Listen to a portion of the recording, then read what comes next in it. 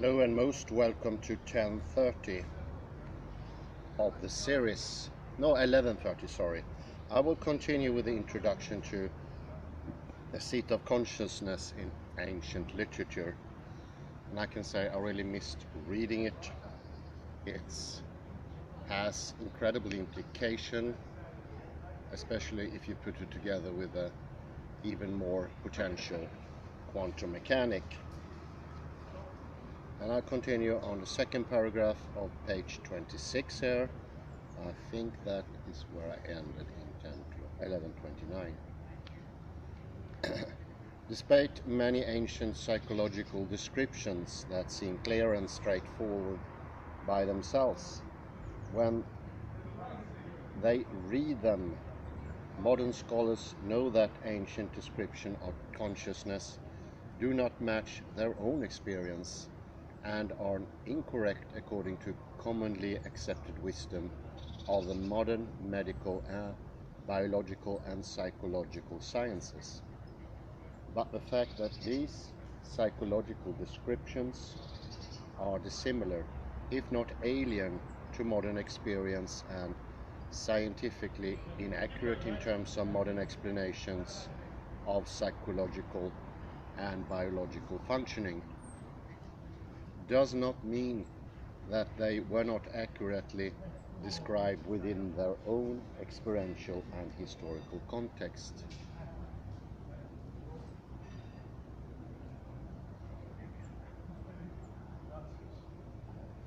Given the substantial differences between ancient and modern descriptions of psychological experiences,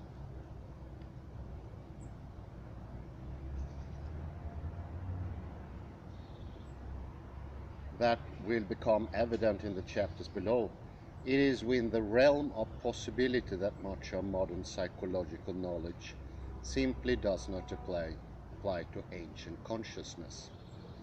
A body-centered as opposed to a head-centered consciousness is not a theoretical impossibility, but seems unlikely to modern readers because it is outside of the range of the current experiences and conceptions of consciousness, as are many of other features associated with this ancient form of consciousness. But those who are skeptical of the validity of these reports, for example dismissing them as misinterpretations of experience, or as errant and ignorant beliefs, should begin to recognize their own bias by first acknowledging the weight of the evidence against their point of view presented in the following chapters, and then, if they wish to argue in earnest, by following up with the response of searching for evidence in the past favoring their modern scientific viewpoint. While moderns tend to favor scientific explanations of functioning in biological and practical, if not mechanical terms, what is at issue is a psychological transformation of experience that need have no logical relation to the current state of knowledge of biology or neurology that is assumed to be required to support it.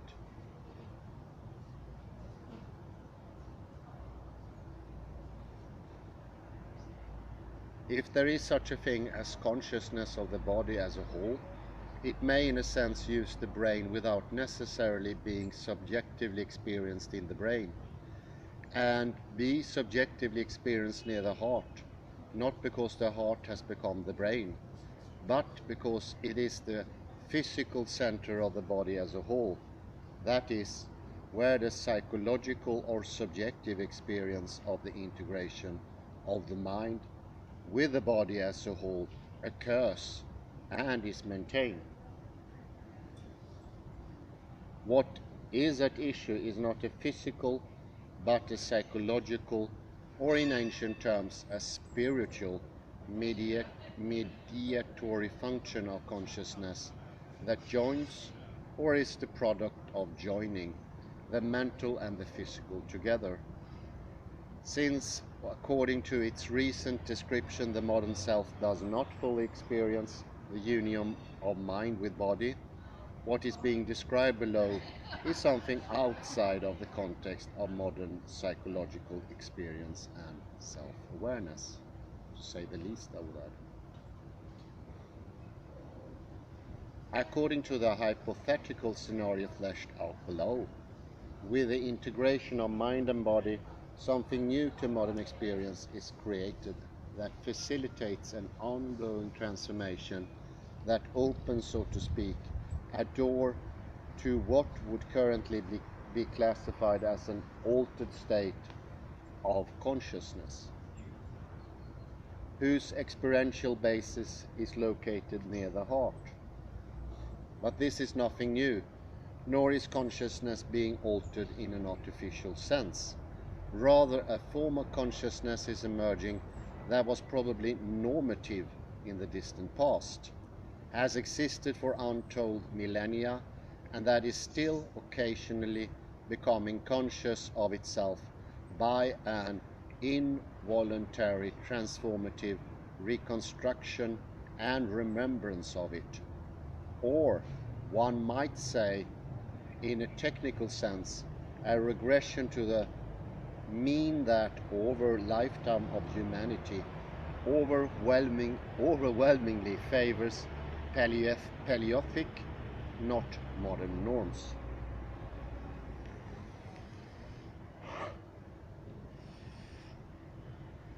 But immature modern consciousness seems almost to have been specifically designed to obstruct the emergence of this primeval structure of consciousness, hence its current rarity. In addition, this ancient form of consciousness generally needs help and encouragement of a kind that is currently uncommon, e.g., a lengthy period of modeling and guidance, in order to facilitate its emergence into full majority. Consider the following quote from the 4th century BCE Chinese Taoist manual of self-cultivation, the inward training.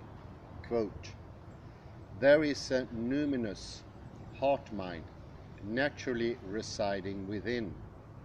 One moment it goes, the next it comes. And no one is able to conceive of it. If you lose it, you are inevitably disordered.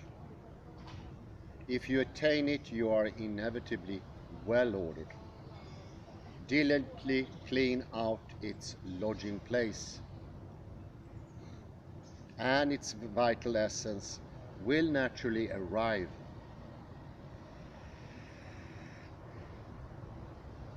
Still, your attempts to imagine and conceive it, relax your efforts to reflect on and control it. Be reverent and diligent.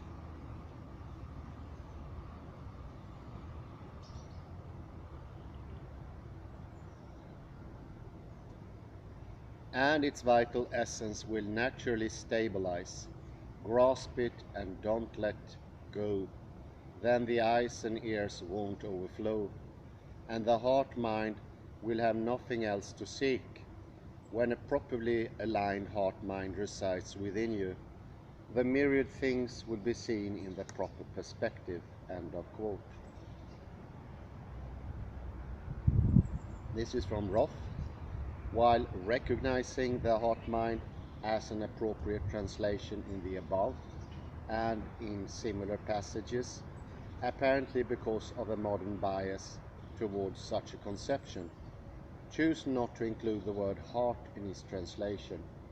So I have taken the liberty of adding it in parentheses in the above and in some following quotes from the same source.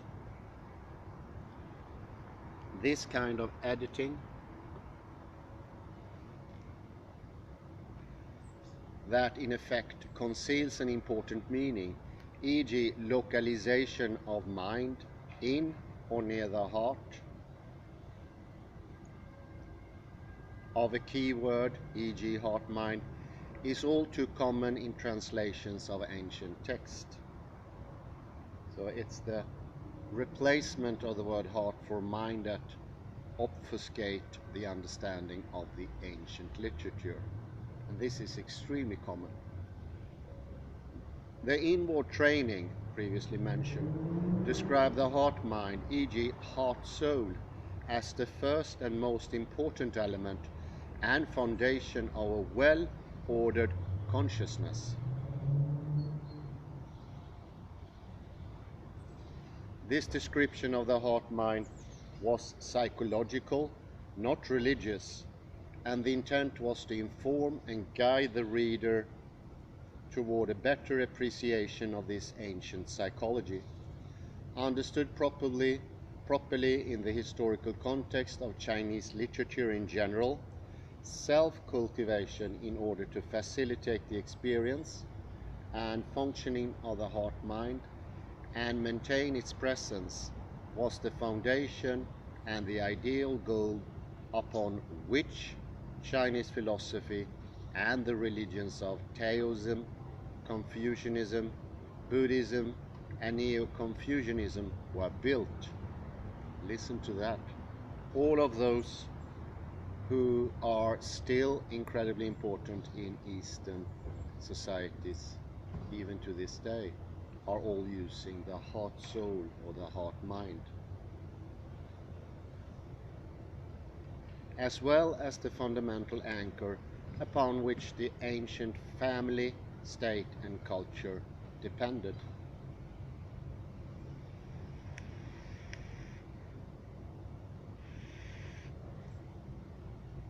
As a bottom-up cultivation of the ordinary individual's heart-mind, this Chinese perspective can be found mirrored in a commonsensical advice given to the Hebrews in Genesis 8:21. Above all, that thou guardest keep thy heart, for out of it are the issues of life. On the other hand, as a top-down modeling and transmission of wisdom, the heart-mind was the means by which the Chinese ruler governed effectively. This was generally true of many other ancient societies as well, and, according to historical evidence, was more clearly recognized as a fundamental in the psychology of the earlier than in the later cultures of major civilizations. For example, in the rule of David and his son Solomon, recounted in the Old Testament.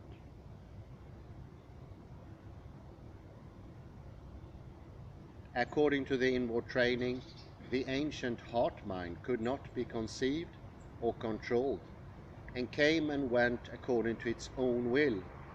But if the interior was properly purified, the heart-mind was more likely to visit, arrive, and remain. Very important. It is possible for the heart-mind to arrive. I can parallel that with the chakras or the prana, and then to remain, stay. Reverence and diligence encourage the heart-mind to stabilize.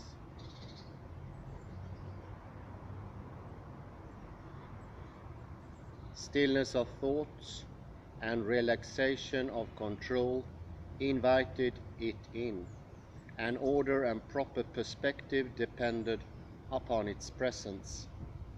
Once present, naturally residing within, seeking ended, and everything was properly misunderstood. The heart-mind was described as if it was an independent entity that came and went according to whether certain psychological conditions were met by its host. When the heart-mind was present, the person would no longer need to seek, would be well ordered. and would see things in their proper perspective. The human host of this new form of consciousness was in a sense possessed by it. That is, discovered in this form of consciousness the basis for a new identity, but an identity that was not fully in his control. That is, an identity that goes and comes, and one in relation to which the individual may lose it or attain it.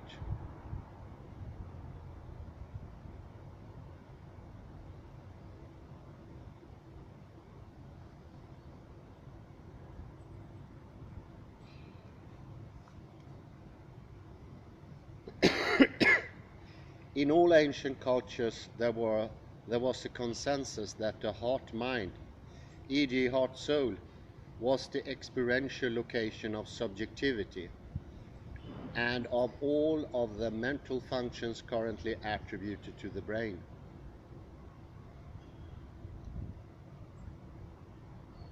Although technically the heart-mind was the ancient equivalent of the modern self, it was experienced in a radically different way.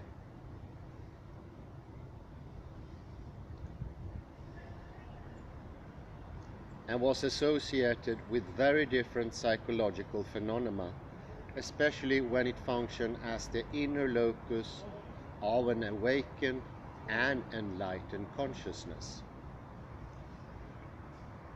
For example, in descriptions of ancient psychology, that inspired heart-soul was experienced as an independent entity.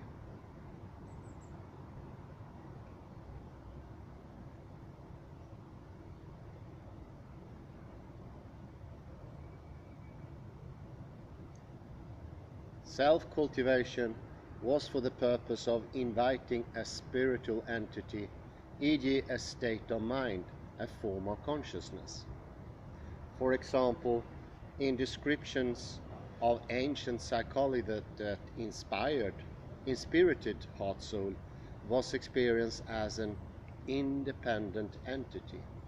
Self-cultivation was for the purpose of inviting a spiritual entity, e.g. a state of mind, a form of consciousness, to take residence in one's heart and to more or less become the seat of one's consciousness, naturally residing within, which the individual then served in the manner of a reverent host catering to a favorite guest. This was no ordinary guest, e.g. state of consciousness, but was the result of a transformation from one to another form of consciousness. That was the core experience around which all ancient religious discourses were organized. All religious discourses were organized. All. It's a big claim.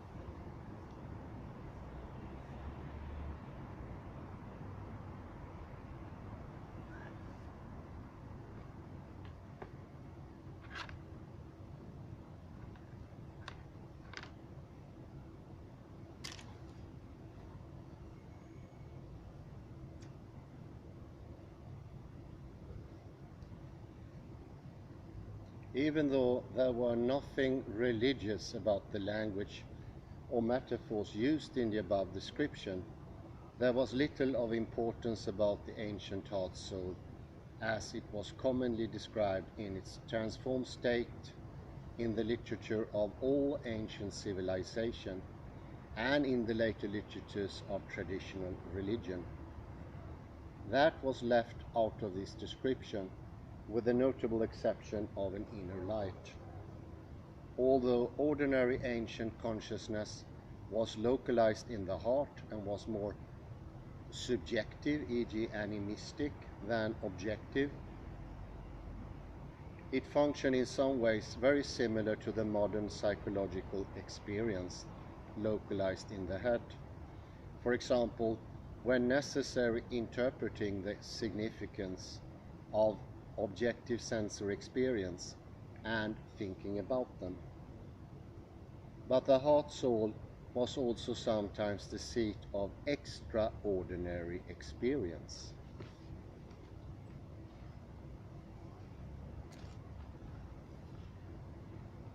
That were not given in the same sense as that of ordinary subjectivity and normative intellectual and sensory functioning of the ancient heart soul.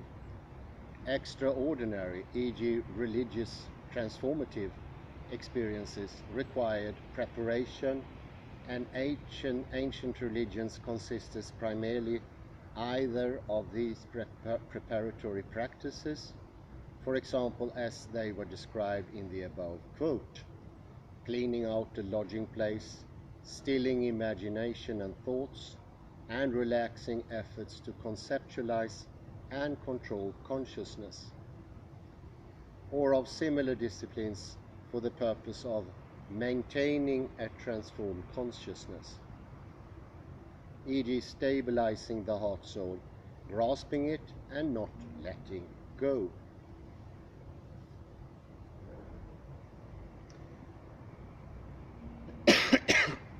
The nature of the obstacles to emergence and maintenance of the transformed heart-mind cited in the above quote suggests a civilized context not unlike modernity, in which ordinary conditioned mental activity had already become an impediment to the opening of the heart soul.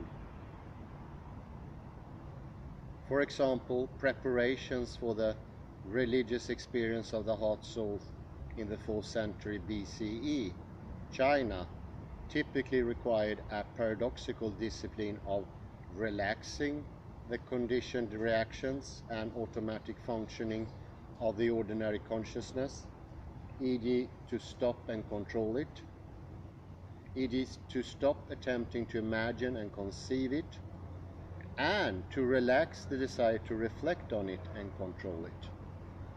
When successful, this discipline of relaxing and stopping the functioning of ordinary consciousness helped to remove obstacles, e.g. seeking, that had been preventing a transformative experience or the emergence or maintenance of a new form of consciousness. Most welcome, Kalle. You got coffee and peppercorns. Thank you. Now joined here by my colleague, and just to tell Kalle as well, it's Richard E. Lee, The Seat of Consciousness in Ancient Literature.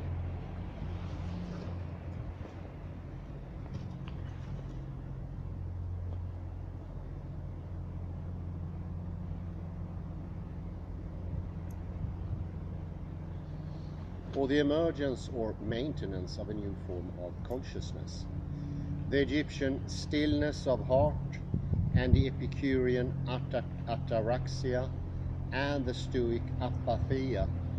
Similar advice was given by a Christian saint almost 1900 years later. The human spirit is so weak that when it would look too curiously into the causes and reasons of God's will, it embarrasses and entangles itself in the meshes of 1,000 difficulties, out of which it has much to do to deliver itself. It resembles smoke, for as smoke ascends it gets more subtle, and as it grows more subtle, it vanishes. In striving to raise our reasonings too high in divine things by curiosity, we grow vain or empty in our thoughts, and instead of arriving at a knowledge of truth, we fall into the folly of our own vanity.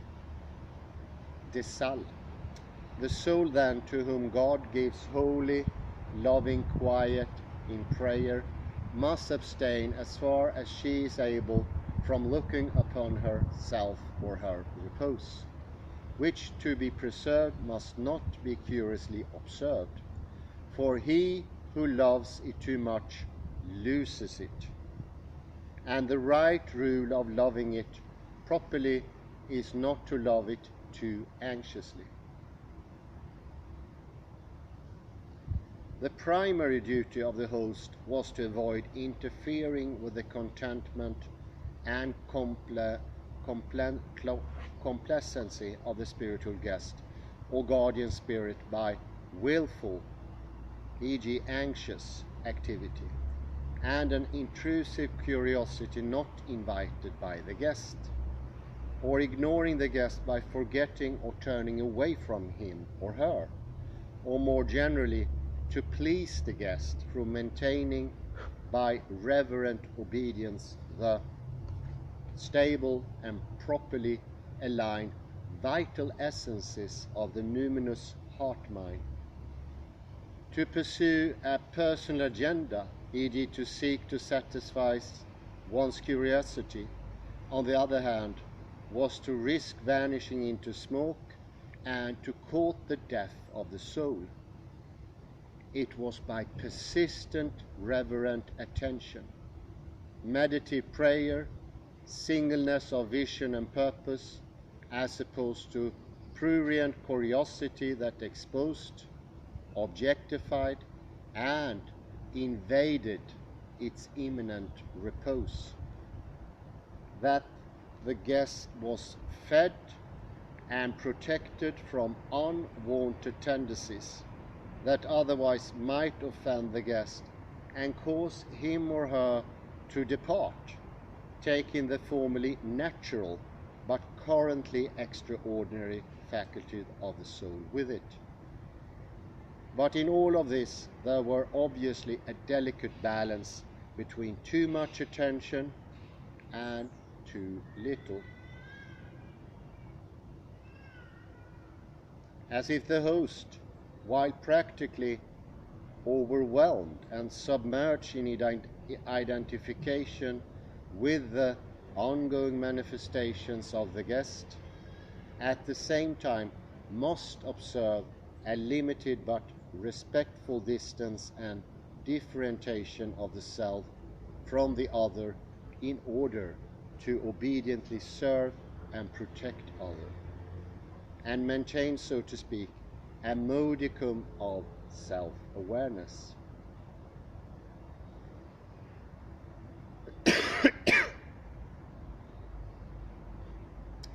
A more recent example, 7th century CE, of an experiential perspective that is related to, if not an example of the religious literature of the heart-soul, comes from the Sasanian sages, who practiced the form of Zoroastrianism, in which they revived the centrality of fire worship.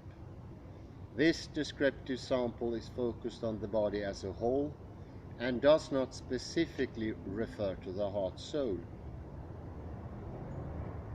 To be worthy means this: the man is good in such a manner that the gods have a way into his body, and they show him the mystery of their things. Every day he considers himself at least 3 times in the following manner: are there gods with me or demons? If the gods are with him, he causes them to dwell more in his body. If the demons are with him, he makes them powerless over his body. End of quote.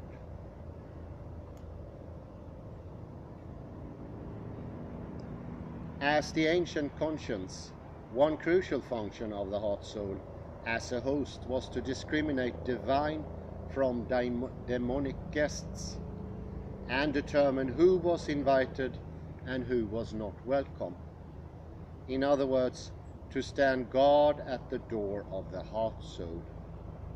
The body, and more specifically the heart in other ancient literatures, was the location where these guests came and went, gained or lost power, and where they more or less dwelled, e.g. states of consciousness, usually with the assistance of, but sometimes in oppositions to, possession of the soul, the host.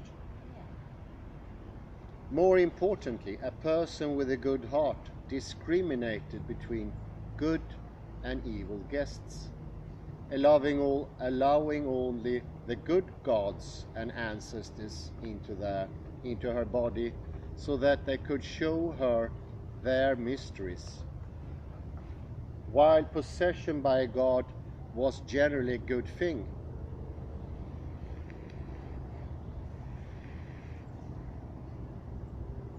preventing demons from entering and taking over the mind of the body was an essential religious discipline that was often referred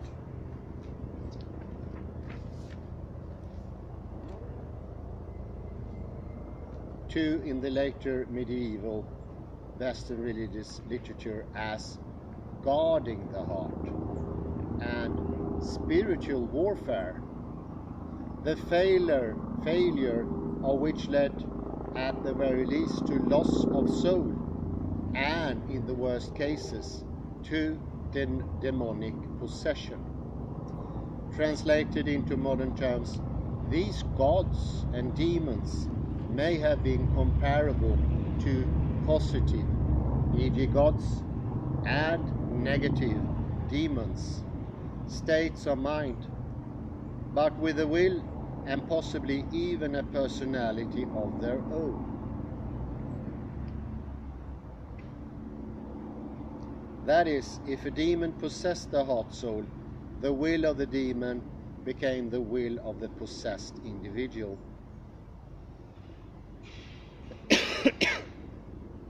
Likewise, to harbor a god, willingly or unwillingly, was to experience and express the consciousness of the god, and sometimes, at least in the West, to carry out the agenda of the god, as was common in the myths and legends of the Greek daimons, who, as exemplars of one of the manifestations of a god or of a human-divine relationship, were often worshipped in local cults.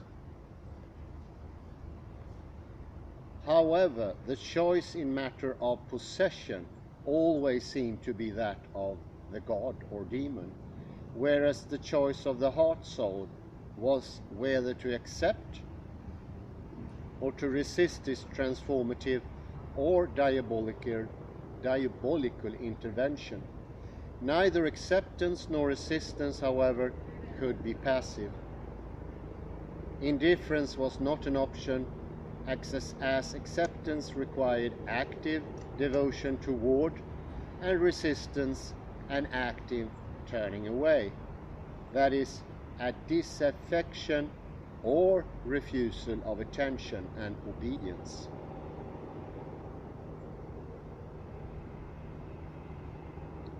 But as a historical collective indifference and ignorance nevertheless prevailed, over time it seems that the tutelary spirit, the spiritual daimon of the Greeks, devolved along with the abandoned ancestors into an association with hostile spirits and servants of evil.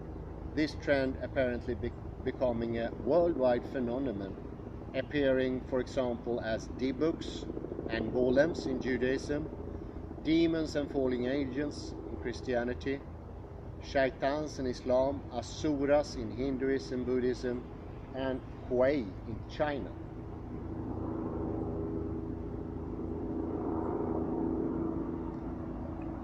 Among many other causes of hostile spirits, the transition from paganism to monotheism seems to have been accompanied by an equivalent of the opening of Pandora's box. A plague of psychopathologies was let loose in the form of angry spirits who sought revenge for the neglect and abandonment of their worship. Monism may have been a necessary transition, still ongoing in many cultures, as the prelude to the modified return to a universal form of worship through the collective recovery of a functional modern heart soul. Though there is little of, if any, evidence of a positive direction or outcome in the historical process so far.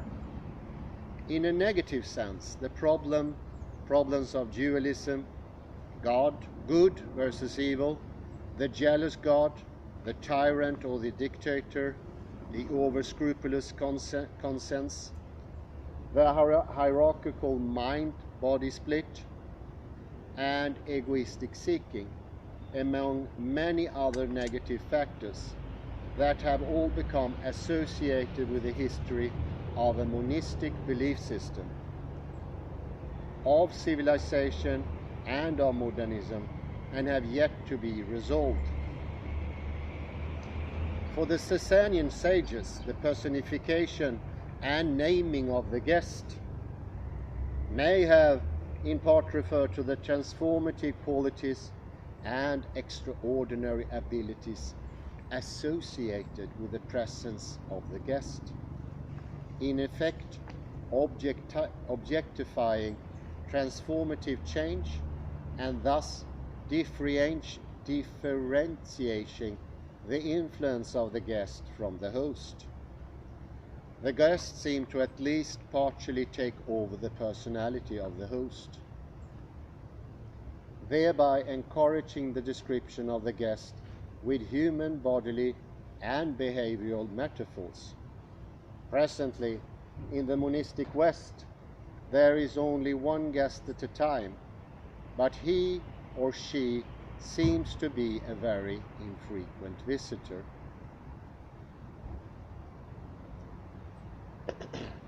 More than 1,000 years later, a statement comparable to the above quote from the Sasanians was made by a doctor of the Christian Church, Saint Francis de Sales, who no doubt had similar experiences.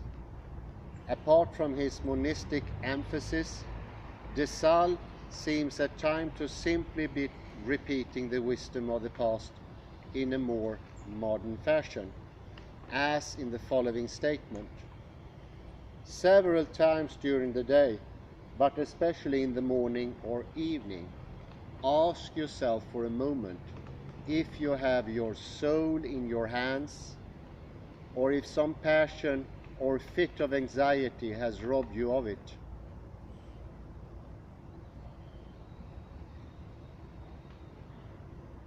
Consider whether you have command of your heart, or whether it has slipped into some disorderly passion of love, hatred, envy, covetousness, fear, uneasiness, or joy.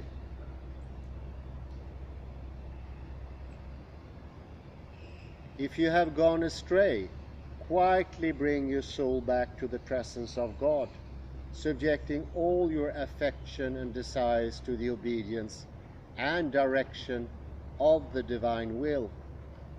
This is from de Sales, end of quote. The issue of too much or too little attention to the inner guest may have been mediated by the fact that one, at least in part, became identified with the guest, and in this state of mind carried out the will of the guest. Presumably, as long as the host was carrying out the will of the guest, he or she was not paying too much attention. or in other terms, becoming too much of a spectator or inquisitor rather than a participant in the divine ongoings. But in the absence of an inner guest, the modern servant of the heart of darkness has metastasized into a titanic monster who unknowingly has challenged and displaced the gods and ancestors from the former territory and cast them into the depths of unconscious body. In this darkling world, the absence of the guest, in the form of the aloof transcendence of God, is paralysed by an absence of soul. Kanske. The difference between the statement of the Sasanian sages and that of Dissolution probably reflects the fact, in a very real sense, in ancient and primitive psychology. There was no self who could take up an agenda contrary to that of their god or gods. The self rather seems to be a modern invention. What is currently created by the individual through imitation of culture paradigms that substitute for an absence of soul and of effective guidance to recover the soul. The modern self is the caretaker of herself, without instinctual guidance and spiritual presence, that is, without a guardian spirit, being blind to her darkened interior, e.g. suffering in absentia from a hidden or transcendent God. This caretaker's self is primarily a product of social norms and behavioral ethics, designed to contain and domesticate her by early on indoctrinating and behaviorally shaping and monitoring her as a youth. I think that latest, a caretaker of herself, it sounds very much like the left hemisphere, the modern construct of self as a substitute for soul and intellect. I think that's very fitting. As the modern self has evolved in antithesis to the unconscious body, that it has naturally tried to become autonomous and separate from a body ruled by the heart of darkness. This is what we usually say often, that the heart contains instincts. It's of lower character, something entirely new in all religions, especially Christianity. A state of mind equivalent in some ways to the pre-civilized diagnosis of demonic possession. The modern self, however, following the Greek example, for instance Plato, believes it has found a safe harbor in the head, where it pretends to rule the body from a distance, while actually being ruled by an unconscious identification with the body and by a thoroughly conditioned but ever-changing, culturally constructed dream of awakening. This is the illusion of the seeking self.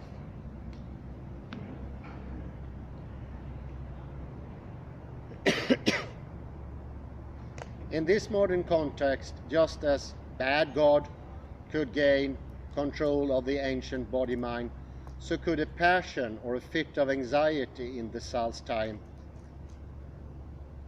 But the former appeared as an outside intervention, and the latter appeared as a psychological disturbance emerging from within. Although they could accept, reject, and host various states of mind, ancient and primitive people were otherwise not responsible for them, but by the late medieval historical period, and probably for long before in the West, there clearly was such an independent proto-self who claimed responsibility for indulgence in sin and going astray, and who, as in the Chinese quote above, could lose or attain the soul according to the nature of its presence or absence, rather than have the mind of the body taken over by external spiritual or religious entity.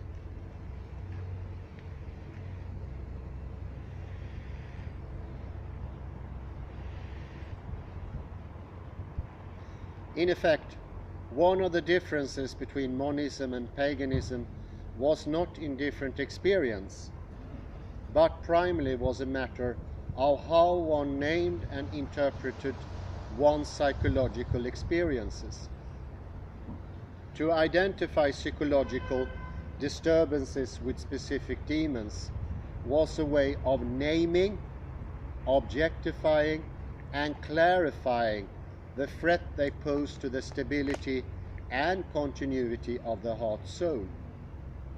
Similarly, to identify with the gods and ancestors was in effect to establish reference points for primitive psychology, so that states of mind became, as it were, one or another of the demonic or supernal personalities whose presence or absence determine the nature of the psychological experiences of the individual. That is, each state of mind has a functional capacity, a personality, and presumably an agenda of its own. Gradually over time, however, these states of mind tended to become depersonalized abstractions, e.g. pathologies, religious experiences.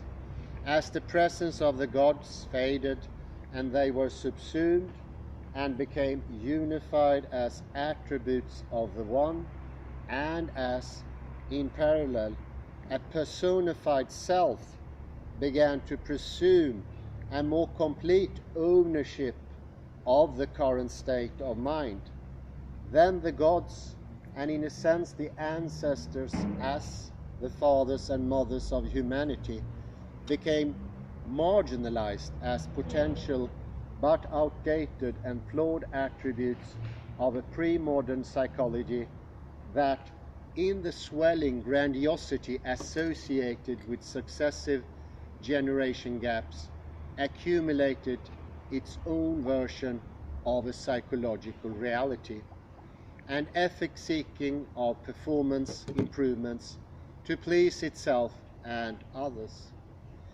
The collective legacy of an enlightened lineage identity, to the extent it has even been recognized as having existed as such, has become an unused and forgotten potential of the modern self that has, outside of traditional dogma, been categorized as irrelevant and put on the shelf with other historical curiosities. Given the state of modern knowledge of the past, and particularly of ancient psychology, the intimate association, if not identity, of humans and gods in the distant past suggests that ancient psychology, though depersonalized and unintegrated from a modern point of view, was nevertheless a complex legacy of interdependent faculties, capacities, perspectives that are incomprehensible to modern consciousness. One speculative reconstruction of the origin of this complex legacy is that as human consciousness became objectively aware of itself, the ascent of the reflective consciousness, probably initially for pathological reasons, pre-conscious states of mind may have become objects of worship because they remained associated with what might be characterized as previously efficacious, that is, healthy, well-adjusted, instinctual or experiential wisdom traditions, that is, healthy and well-adjusted instinctual and experiential wisdom traditions become new gods in modernity, because we have a lingering on of a sensation going in the right direction, that over time were tending to become once removed due to the emergence of the unhealthy objectifying tendencies of a differentiating awareness that divided, e.g.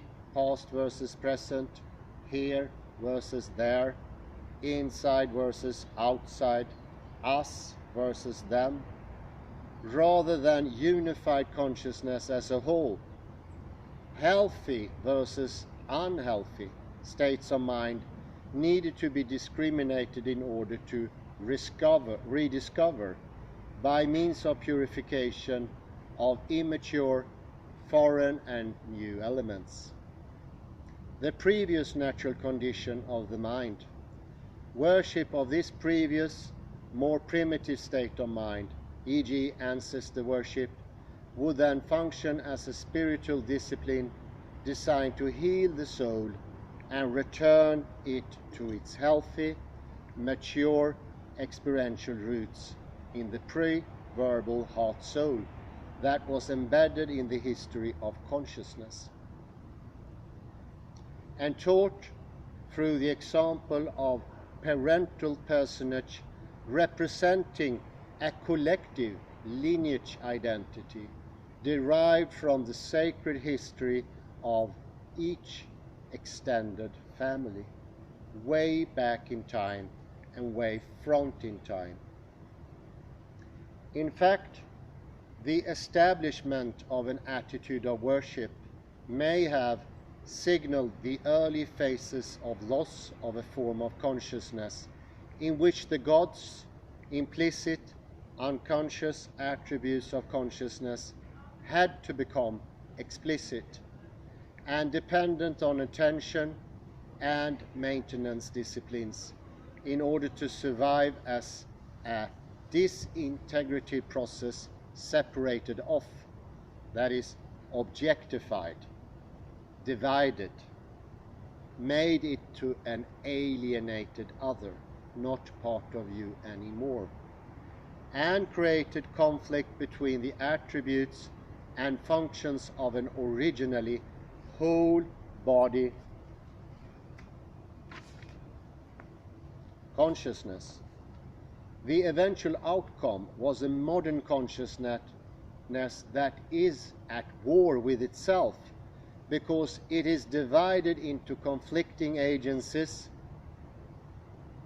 rationality, emotions, religious sense, agenda, wishes, past, future, and continually distracted by its bondage to disparate personal, social, political, and psychological agendas. Since body consciousness must have originated in a metaphorical animal intelligence, entirely instinctual and self-conscious, or form and functioning of consciousness, it is likely that the extraordinary, by modern standards, faculties of human consciousness were probably entirely normative in a hypothetical, primeval condition, remaining in this condition for several tens of millennia before they began to devolve into a disintegrative, or, as some might speculative, evolutionary trend toward the neurotic self-preoccupations of the modern self. That is the soul lost, or the death of the soul. It's very fitting with Ian McGilchrist here. I know he's very aware of Julian Jaynes, but I don't know about Richard E. Lind. He's mentioned, I am quite certain, but to what extent? This parallels in a way that is almost fearful what Ian McGilchrist depicts. In this scenario, everything that is known or has even been speculated about in the history of consciousness occurred after the disintegration of an earlier pre-conscious form of consciousness, of which only remnants remain, for example in the form of an enlightened interior. However, this pre-conscious, collective, and most likely pre-verbal state of mind passed on through the lineage identity as an imminent process of developmental identifications that can no longer be fathomed, much more aware and conscious, especially in the exercise of and familiarity with the faculties of the integrated body-mind as a whole, than modern objective consciousness.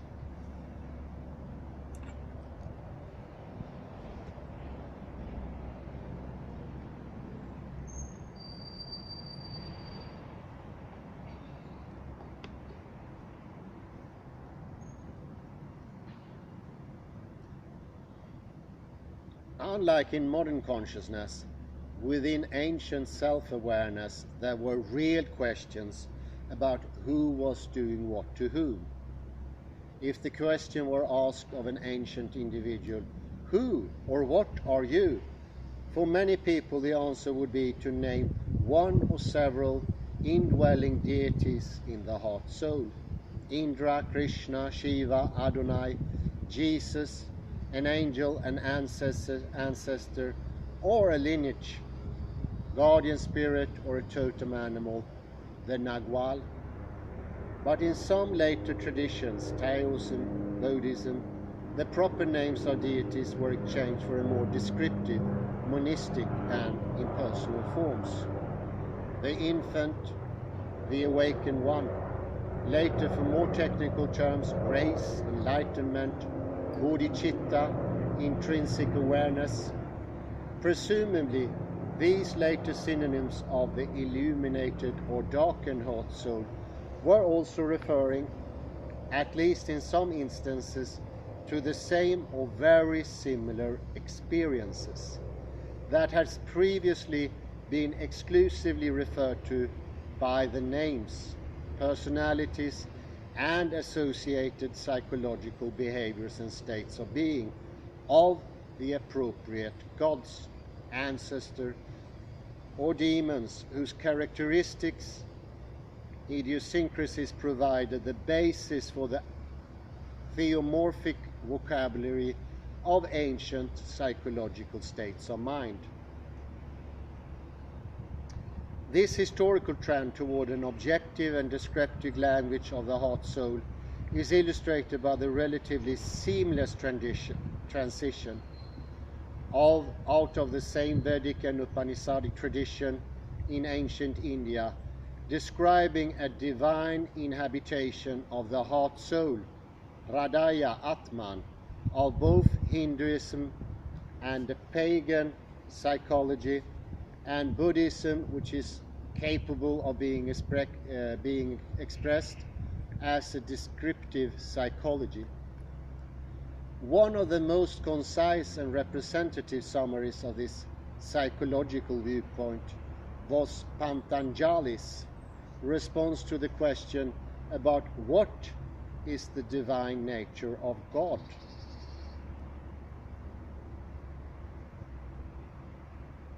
To which he responded that divinity is consciousness itself, the act of doing worship, the act of being conscious. A similar transition toward psychological language occurred in China and in the emergence of Western philosophy in Greece, although the Western trajectory of psychological and spiritual experiences has in some ways proven to be quite different from that of China and India.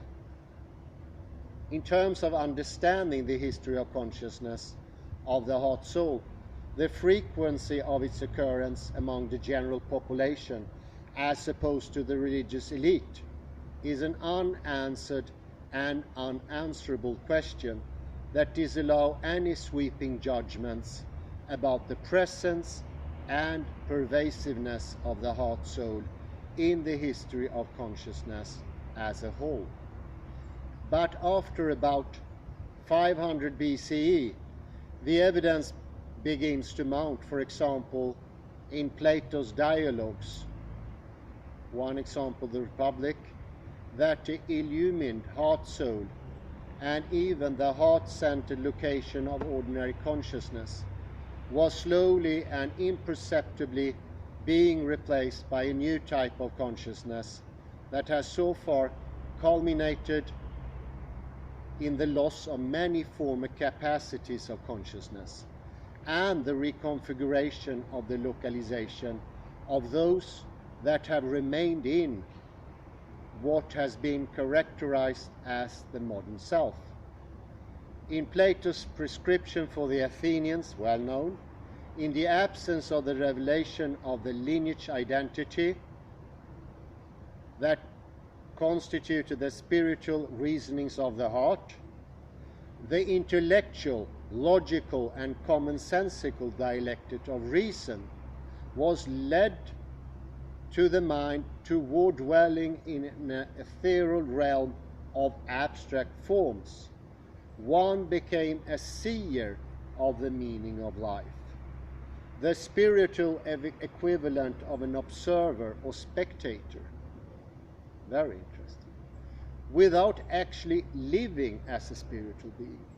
That is, animating souls by reconnecting them and oneself with the divine. Through this titanic process of dialectical transcendence and its imitation, the being of things became distorted and misinterpreted by language, e.g. forms. And we read about that a lot in Master and his Emissary, how language changed.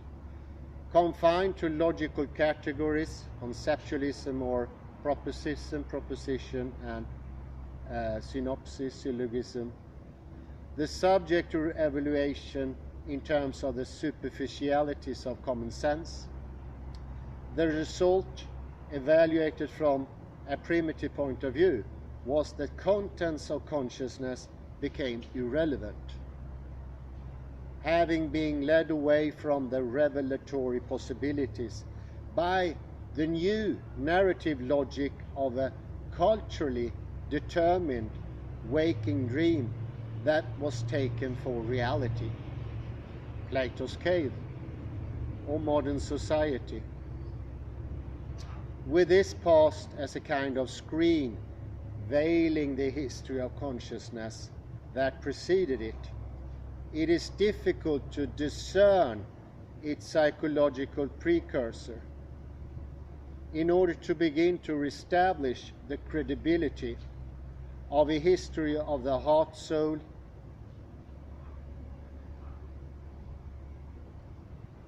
its existence must first be demonstrated by a sufficient documentation of its experiential descriptions over time and across culture boundaries. Among the constraints in many samplings of the discourse of the heart-soul collected below are the experiential and body-centered nature of these reports, where both psychological events and the sacred were almost always experienced within the body, and more specifically near the location of the physical heart. Like the gods and demons, states of mind came and went, but it was only when the ancient heart-soul was fully functioning, that is, as an inspirited soul that was experienced as stable and embodied, I would say permanent soul, in the general location of the physical heart. That the heart-soul became incandescent, illuminating the interior and creating a radiant sacred space that revealed a transparent body of light. I would say that we had yesterday. And this is often called the diamond vehicle of the Eastern religion. The diamond vehicle. Then, and only then, could these otherwise mysterious states of mind be fully appreciated and appropriately responded to. The point being emphasized here is that the following testimonies are not simply reflections on various belief systems, but descriptions of personal experiences of the sacred.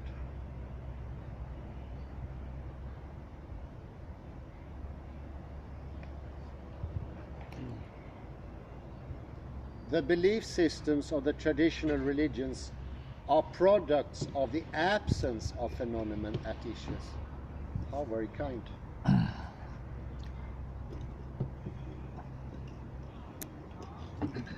That is a good friend indeed.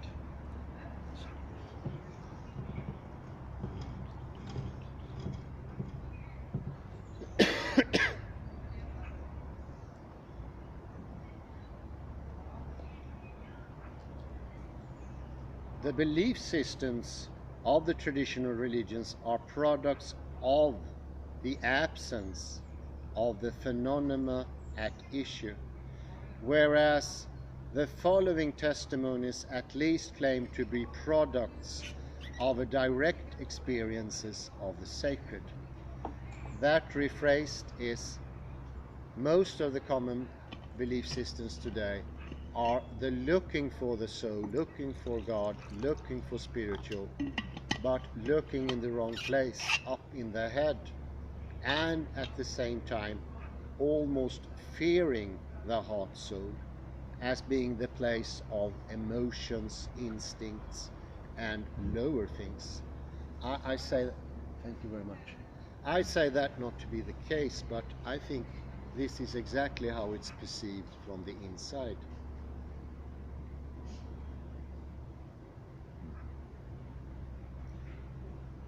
All of the ancient religions were in part justified by describing these transformative experiences and advising how to obtain and maintain them, prevent their loss.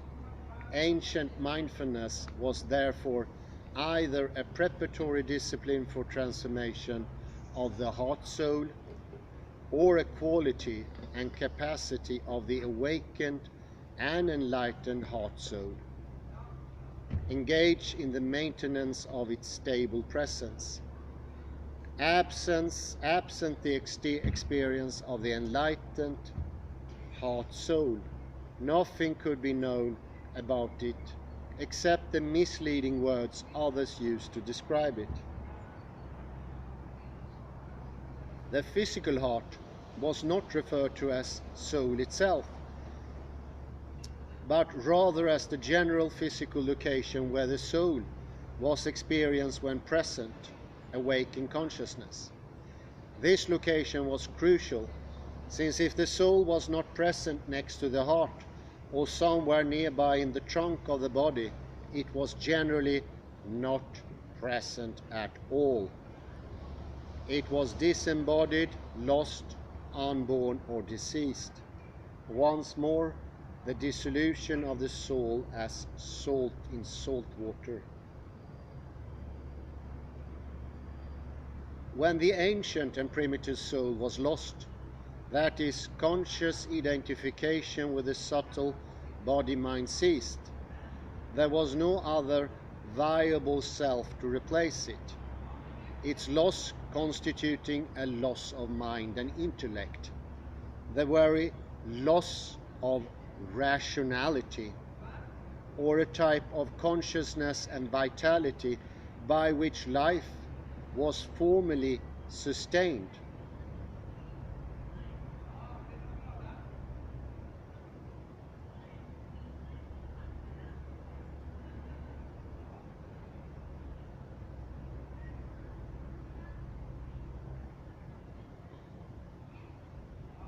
Hence, from a Buddhist point of view, one is either enlightened or unenlightened. and the existence of an intermediary soul is an unnecessary and basically irrelevant distinction. Nevertheless, for the purpose of this distinction, the practical distinction between the presence, e.g. heart consciousness, and the absence, head consciousness or loss of soul/intellect, of the soul will be retained throughout the book. While such a distinction may have been less relevant for Buddhists, who in the distant past may not even have known of the existence of head consciousness.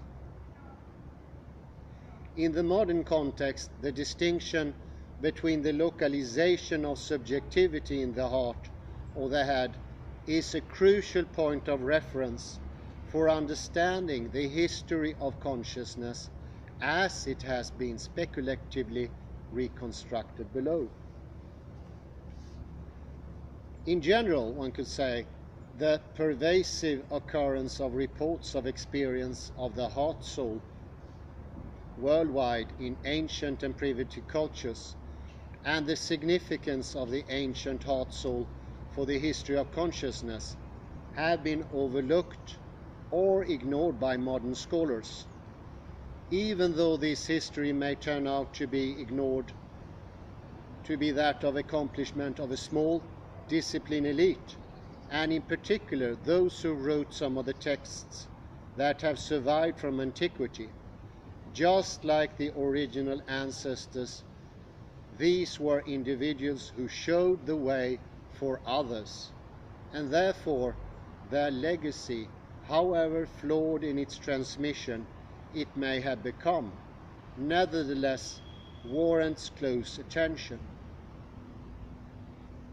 But this legacy has not been given its due in modern secular scholarship as a legitimate source of psychological wisdom in its own right, as well as a crucial link in the historical reconstruction of the transition from a primitive or ancient to modern consciousness.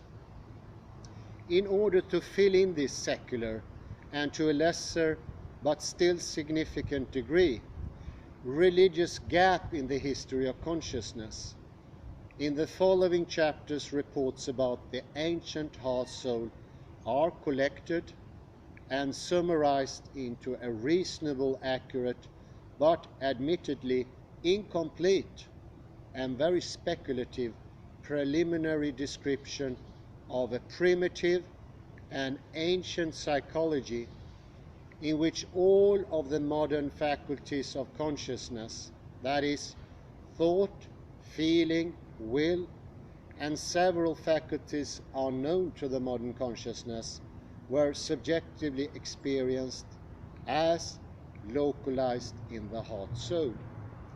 These also included things that we most prominently seem to regard as being of the head, i.e. rationality, intellect, reasoning, and planning. All those things were in the ancient parts situated in the heart soul. And when the heart soul was sort of abandoned, we ended up in a pre-made logic, a pre-made rationality, which is just a skeleton of the old rationality and is not a process anymore, but is more static. God wants the heart, from Talmud. It's a quote here from Rumi. God wills that by dint of plunging and replunging your soul in this ocean of charity, your heart may become inebriated with this holy love and set on fire with this pure and divine flames. To attain this, you must think of two things only. One, to detach your mind and heart more and more from all created things. Secondly, to allow God to act for he alone produced these effects in your soul. End of quote.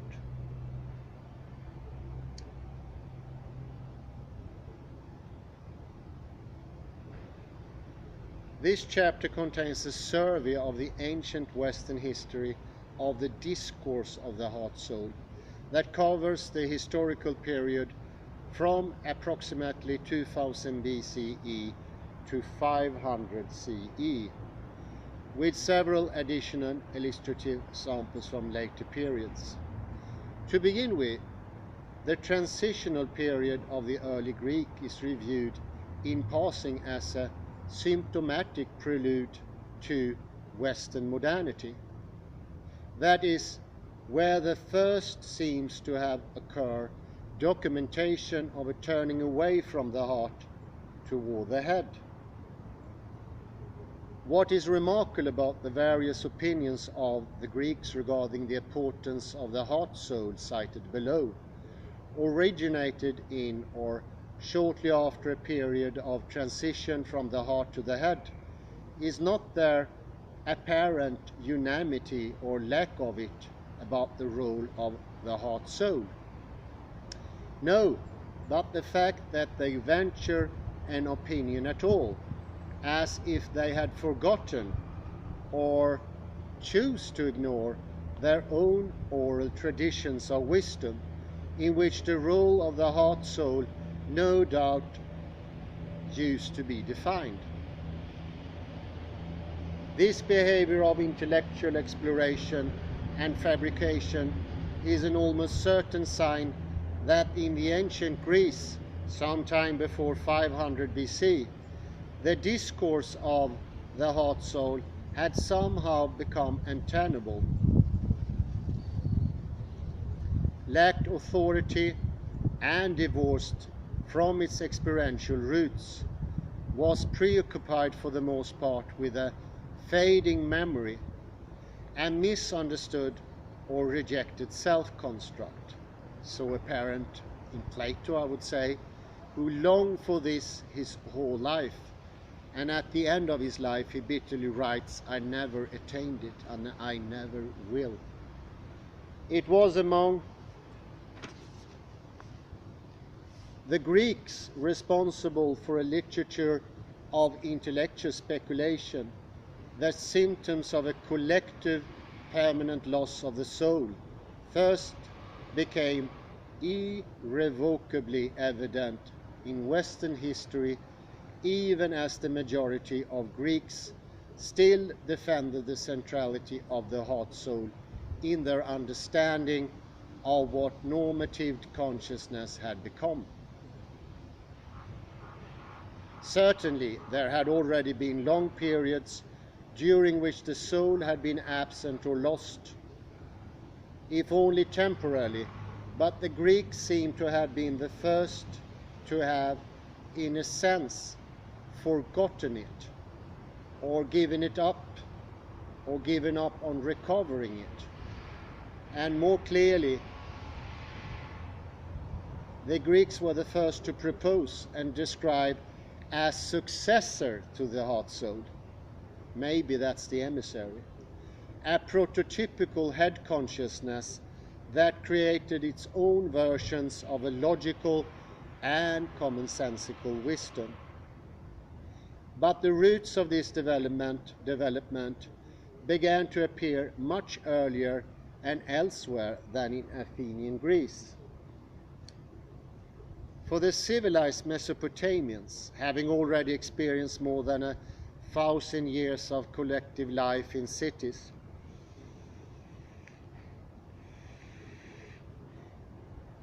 evidence for the loss of the heart soul seems to have begun to appear in the literature as the problem of the righteous sufferer that forces itself upon religious consciousness in Mesopotamia about the middle of the second millennium. End of quote. For example, in the following testimony, "My God has forsaken me and disappeared.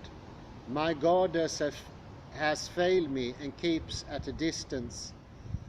The benevolent angel who walked beside me has departed. My protecting spirit has taken to flight and is seeking someone else. End of quote.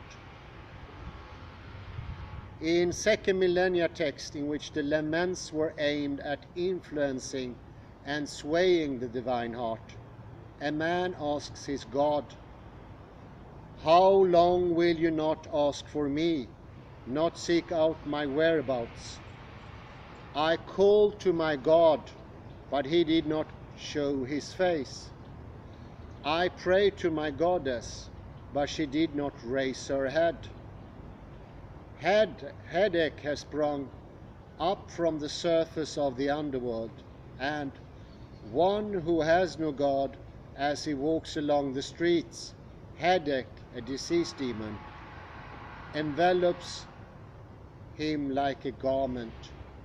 Was this headache, a disease demon, the beginning of the emergence of head consciousness after a loss of the heart soul?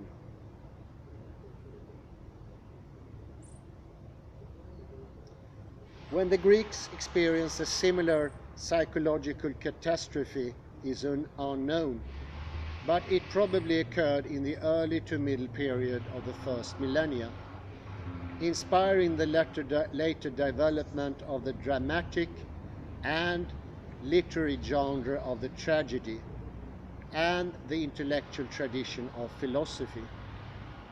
While in the beginning tragedy generally espoused traditional values, philosophy was in a sense heretical from the beginning, as it supposed itself capable of adding to or even superseding existing wisdom traditions.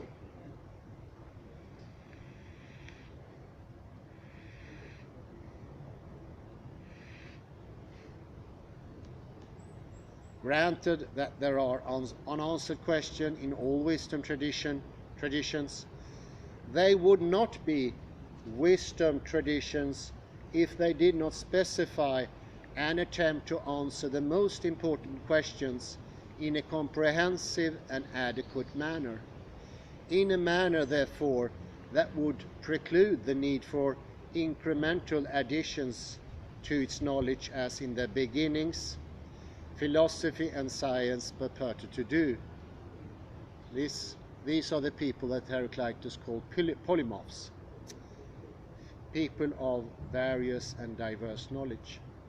Although the intentions of philosophy and science were initially religious, they tended to emphasize human agency and human concerns, such a preoccupation with eudaimonia, happiness, fulfillment, to wander in this way into a literature of the seeker of knowledge rather than the recipient of knowledge, was a symptom of loss of the collective heart-soul around which the Mesolithic family was typically oriented. The importance of the heart-soul as the previous seat of the Western consciousness before the arrival of head consciousness and its symptomatic discourses was described not only in ancient literature, for instance Homer, but also in ancient Greek medical and philosophical texts. For example, the early Greek philosopher Empedocles equated the blood with thought. In the bloodstreams, back leaping onto it, the heart is nourished, where prevails the power that men call thought. For lo, the blood that stirs about the heart in man's controlling thought. Describing the heart as the arche, the principle, starting point of life and movement and the seat of the soul. The location of sensory knowledge, memory, imagination, and the central seat of idea. In the Hippocratic medical tradition, The writer of the Corde, equated the heart with the soul, into which the spirit of breath, pneuma, was introduced. Since breath, pneuma, was considered the most necessary and supreme component in human beings, the organs of respiration were the supreme organs, and these the heart was the chief. This view of the inspiring and respiring heart, breathing in pneuma, remained prevalent until the early modern era.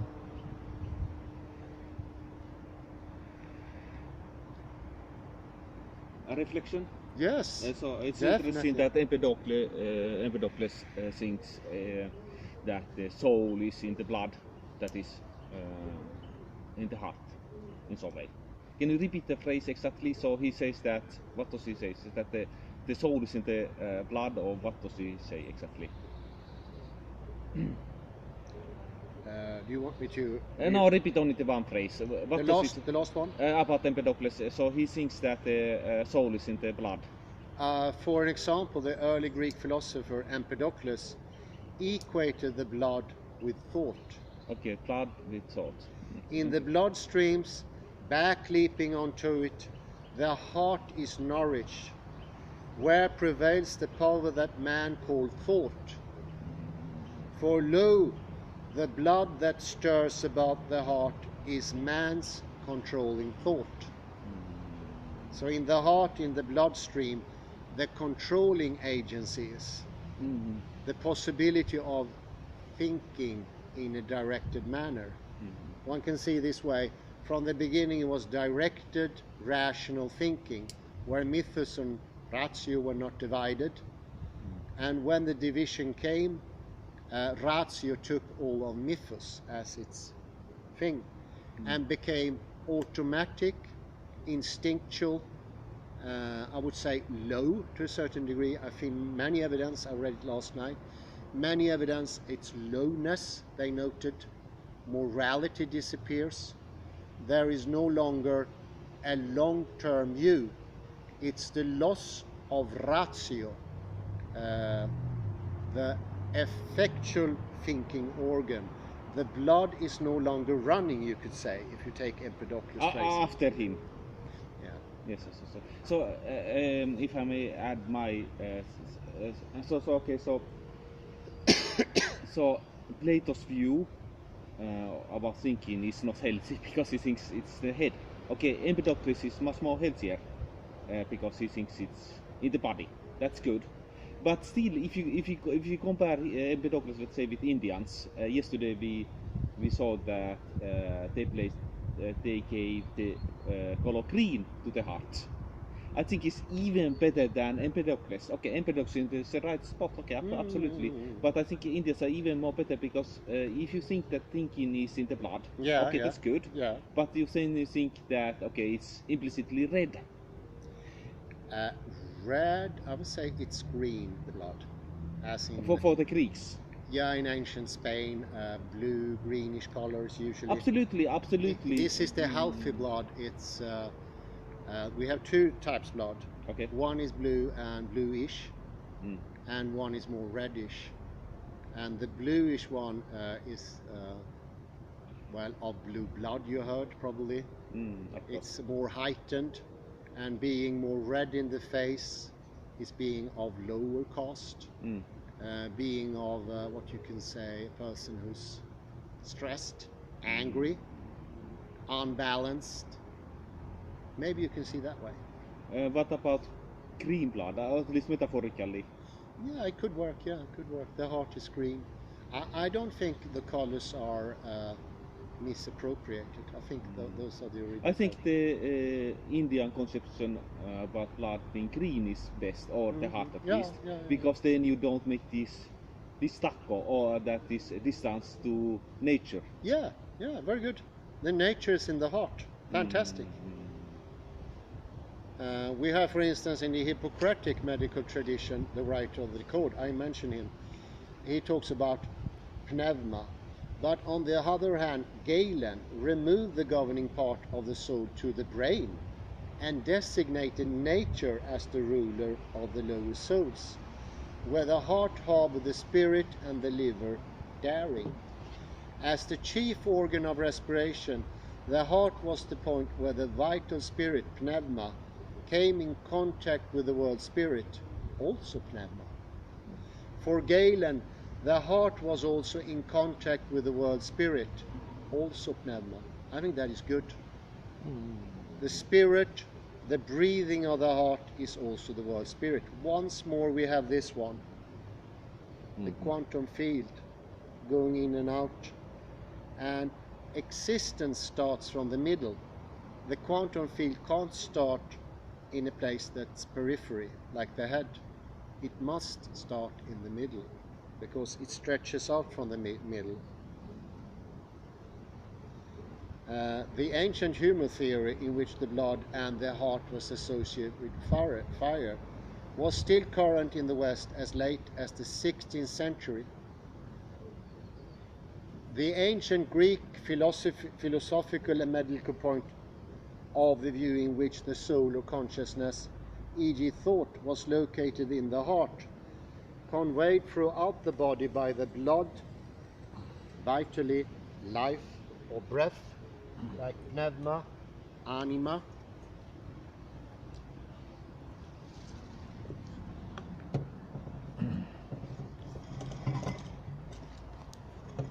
Please continue. You can continue.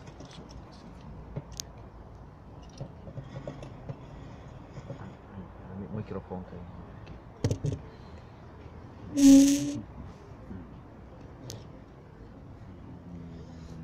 Yes, please go here.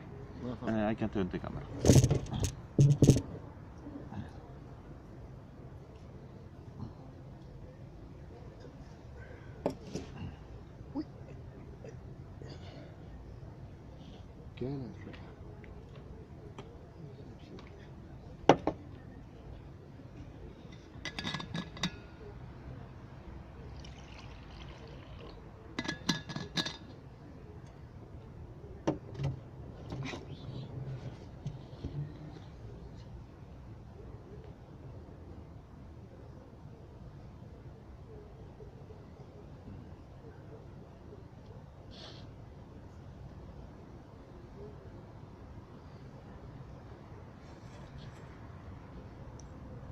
Pneuma, anima, the ancient Greek philosophical and medical point of view, in which the soul of consciousness, e.g. thought, was located in the heart, conveyed throughout the body by the blood, vitality, life, or breath, pneuma, anima.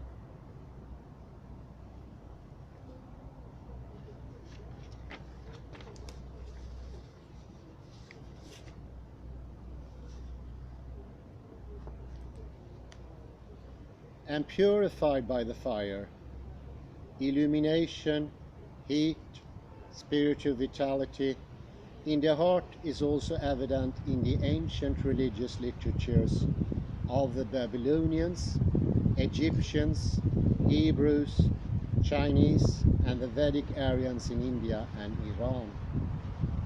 The ancient heart soul was described with a complex of ideas and experiences, whose physical associations sometimes included the breath, blood, lungs, liver, bowels, and innards, as well as the source of heat and light, created by an inner fire whose location was referred to more generally as the chest, breast, bosom, or navel.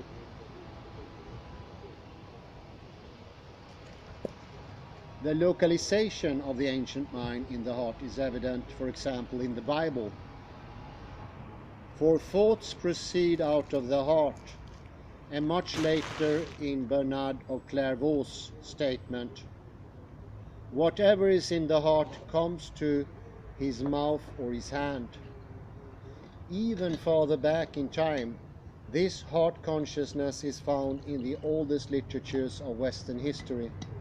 For example, the funerary literature describing the psychology of the ancient Egyptians. Thanks. For whom? Quote, the heart is simultaneously soul, life, thought, witness of man's deeds, and the place where the God resides in order to guide man on his earth, and to give an account in the afterlife of his action. End of quote. At least to a limited degree, as will be demonstrated by the sources quoted below, thinking with the heart was part of the subjective experience of the ancient Sumerians, Babylonians, Egyptians, Phoenicians, Canaanites, Hebrews, Persians, Greeks, Romans, Indians, Chinese, and probably most other ancient ethnic groupings, along with a host of contemporary primitive cultures, most notably Amerindians. In the several geographical locations where no significant ancient literature were produced, there is some later 500 CE and after, and sometimes even early modern evidence of a common experience of the heart soul.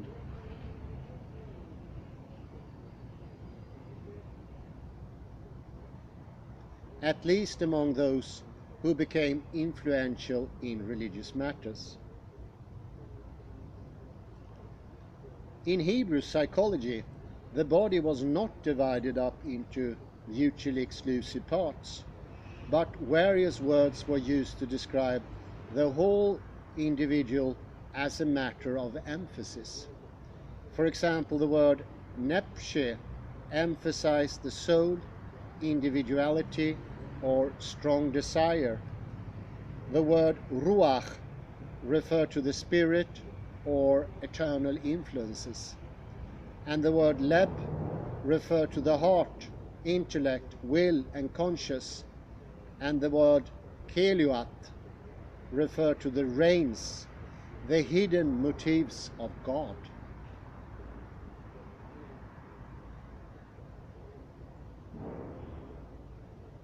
In this psychology, the role of the heart was crucial, not only in ordinary psychology, but in the perception of and interaction of the soul with the spirit. For most intents and purposes, the Hebrew heart was the soul in the more general sense, while the nephesh was the soul in more particular sense, though it must be admitted that there are more distinctions between faculties or centers of initiatives in Egyptian, Hebrew, and Greek psychology than there are in modern English. Wow. For example, making an accurate translation is almost impossible, if not completely impossible.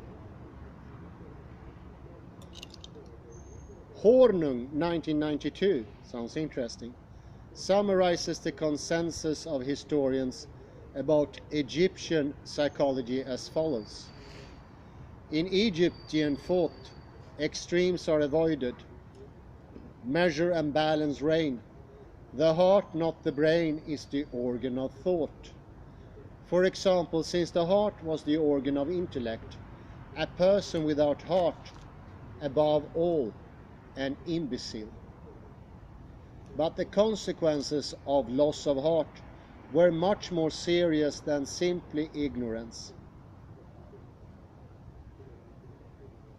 Rather, in losing one's soul, an awareness was gained of having been abandoned by consciousness itself. The well-known fear of God that became so prominent a theme in early religious literature was probably in part based on the threat of abandonment by one's personal God. A state of mind parallel by the self-description of an ancient Egyptian appearing before his Lord. quote, "I was like a man seized by darkness. My bar was gone, my limbs trembled. My heart was not in my body. I did not know life from death." End of quote. As a consequence of a realistic dread of the above and similar fates, it could be said that ancient religious literature is primarily concerned with two themes. One, fear of loss of soul or abandonment by one's personal God, a fear allayed only by two, the successful practice of techniques for acquiring or reacquiring and maintaining the embodiment and enlightenment of the heart soul.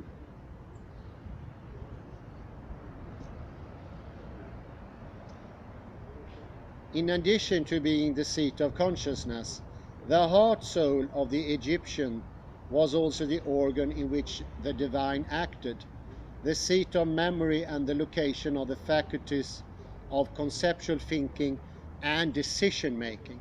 Very important. This was also the place for conceptual thinking and decision making. This is where the ratio and the mythos was situated. It's very important never ever to think the heart only as sentiment, passion, God, desire. It is also the very seat where the intellect is, the understanding capacity, or as often called here in the book, the understanding agency. An agency that many later authors described to have been lost.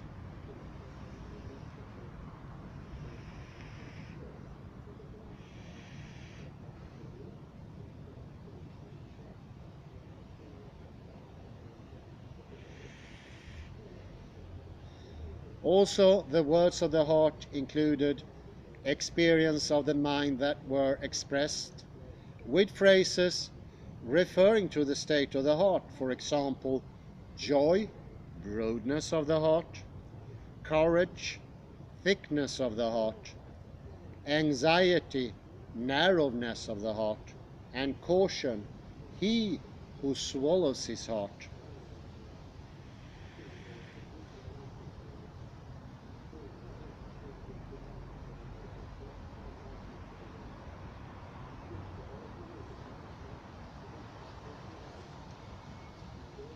In the ancient Egyptian sacred text known as the Memphis Theology, the following statements was made. It is he, the heart, who bring forth every issue, and it is the tongue which repeats the thought of the heart. End of quote. For the ancient Egyptian, the actual personality of the individual in life consisted in the visible body and in the invisible intelligence, the seat of the last being considered the heart or the belly, which indeed furnished the chief designation for the intelligence. End of quote.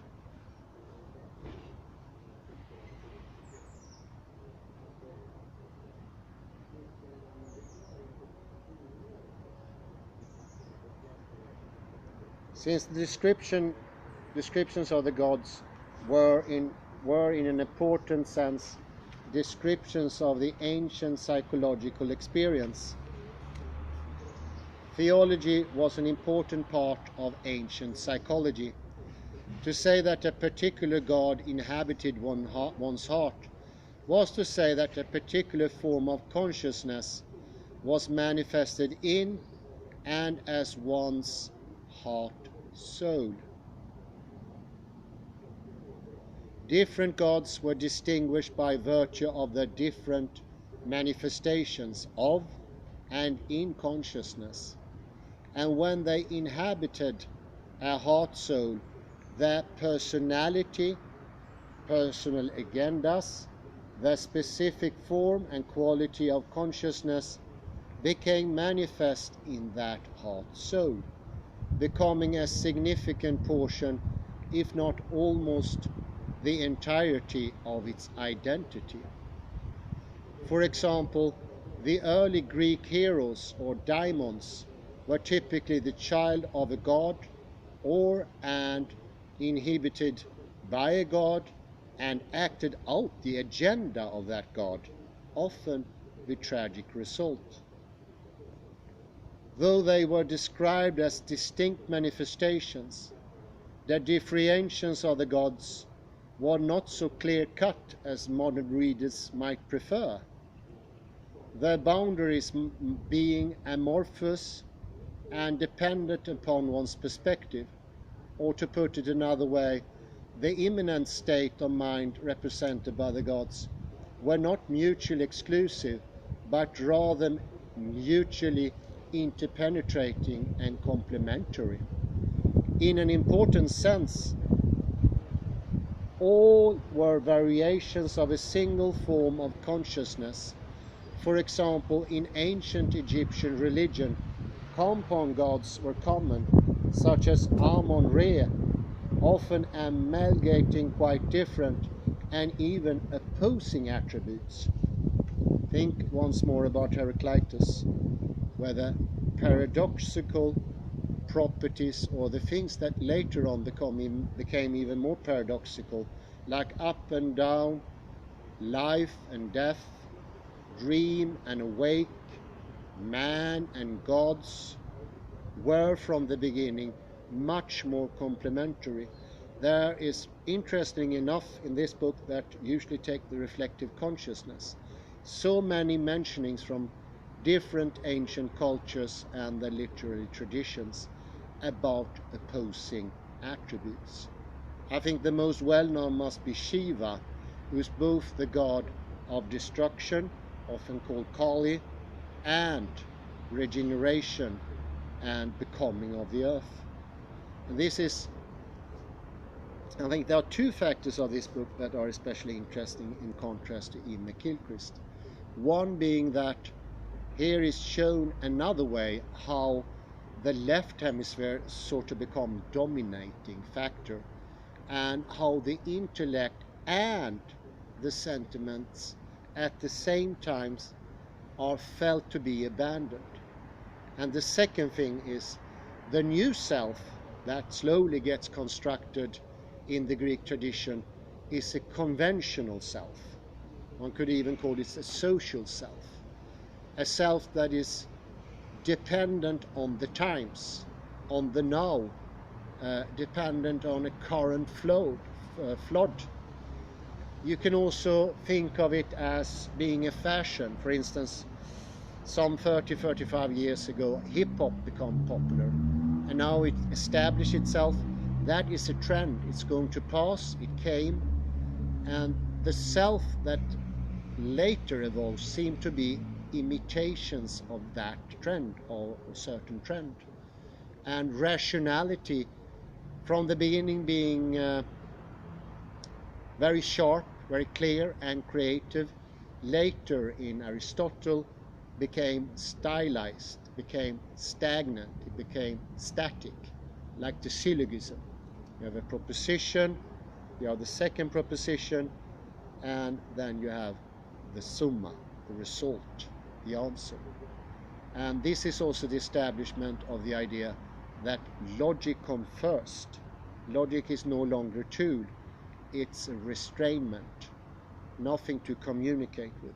So we have two factors that are incredibly interesting parallels to the other book that I read a year ago, The Master and His Emissary, and even more so, I would say, in The Matter with Things. Very interesting. I think I would continue later on. I say thank you very much. What a pleasure. Thank you. Bye-bye. Bye. Bye. Bye.